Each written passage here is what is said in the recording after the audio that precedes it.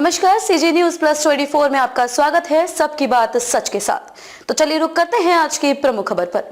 आपका बढ़ रहा विवादों से नाता, कांग्रेस के पास खोई जमीन पाने का मौका करनी होगी अभी से तैयार।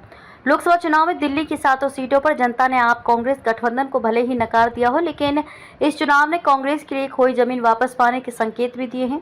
ज्यों-ज्यों आम आदमी पार्टी और इसके नेताओं का विवाद से नाता बढ़ता जा रहा है, दिल्ली के लोग शीला दीक्षित सरकार के कामकाज को भी याद कर रहे हैं। 2019 के लोकसभा चुनाव में कांग्रेस और आप ने अलग अलग चुनाव लड़ा था। अब 5 सीटों पर कांग्रेस दूसरे नंबर पर रही थी, जबकि 2 सीटों पर आप। इस बार पहली दफा आप और कांग्रेस ने मिलकर ये चुनाव लड़ा है। 4 सीटों पर आपके उम्मीदवार खड़े हुए हैं, जबकि 3 पर कांग्रेस के। जीत हालांकि इस बार भी सभी 7 सीट पर भाजपा उम्मीदवारों की ही हुई है, लेकिन गठबंधन प्रत्याशियों को भी अच्छा वोट मिला। सभी अपनी जमानत बचाने में भी कामयाब रहे।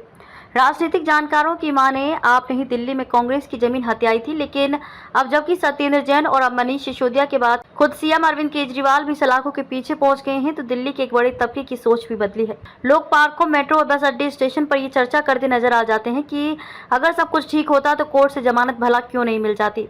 आपके लिए ऐसा सोचते हुए लोग अनायास ही शीला दीक्षित सरकार के कार्यकाल और उनके द्वारा कराए गए दिल्ली के विकास को भी याद करने लगते हैं।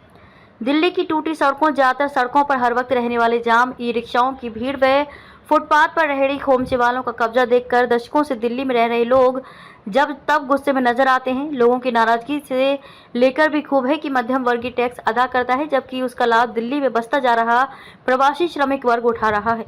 ये समस्याएं चूंकि कांग्रेस के शासनकाल में नहीं थी, लिहाजा लोग कांग्रेस का शासन याद करने को मजबूर हैं। खबरों में अब तक के लिए बस इतना ही। फिर होगी आपसे मुलाकात ऐसी किसी बड़ी और खास खबर के साथ।